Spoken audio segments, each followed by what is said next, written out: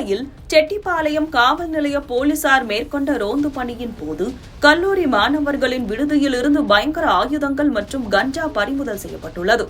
இச்சம்பவத்தில் 3 நபர்கள் கைது செய்யப்பட்டு சிறையில் அடைக்கப்பட்டுள்ளனர்.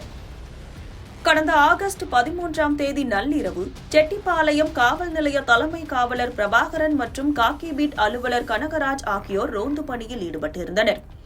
அப்போது சந்தேகத்திற்கு இடமான 3 நபர்களை கண்டுள்ளனர். அவர்களிடம் மேற்கொண்ட விசாரணையில் அவர்கள் முன்னுக்கு பின் முரணாக பதிலளித்துள்ளனர்.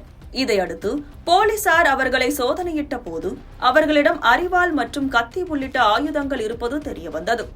இதைத் தொடர்ந்து அவர்களை விசாரித்த போது அவர்கள் தங்கியிருந்தது ஒரு கல்லூரி விடுதி என்பது தெரியவந்தது.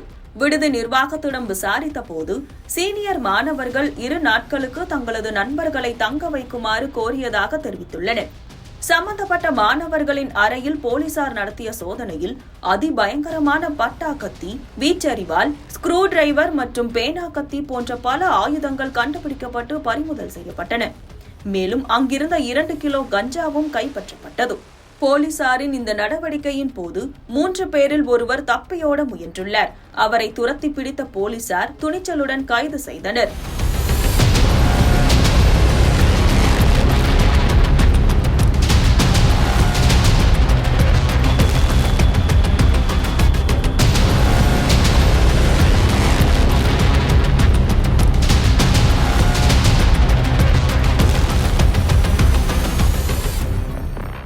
இந்த சம்பவம் தொடர்பாக 3 பேர் மீது வழக்கு பதிவு செய்யப்பட்டுள்ளது.